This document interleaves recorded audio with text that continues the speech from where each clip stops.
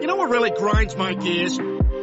So I'm Matty, and what really grinds my gears, closing attorneys who will not tell you what time the fucking closing is. I'm gonna paint a picture. We have a client, we do all these videos, we say, oh, we really care about our clients. The reason I say that is because it's fucking true. It's Monday. The closing is supposed to be on Thursday. We're like, okay, closing attorney, can you please tell us what time the closing is? Oh, well, we still need X, Y, Z, da-da-da-da-da. We can't set the closing up. We'll give you X, Y, Z. So we go, we get X and Y. Here you go, here's X and Y. We don't have Z yet because it's minor. We have to wait on somebody else to give it to us, but it's just some little thing. So can you please tell us what time the closing is? The reason why we want to know this is because the client wants to know, because we want to know, because we bought them a present. We want to give them the present. We understand that you're the attorney, you're the one who signs the shit. We're not really necessary. We could just doodle on our pad and, talk and smile and crack jokes, but we'd still like to know what time the closing is. The person closing with us would like to know what time the closing is. Their parents would like to know what time the closing is because they're planning on going to the house right away and bringing them some new furniture they just bought as a surprise. I'm gonna ask you guys, closing attorneys of America, if you have a birthday party, how do you do it? Do you make a Facebook page? You send out a group email, group text? When you do it, do you say the birthday party is Saturday at 1 o'clock? Or do you say, well, first I have to buy a cake,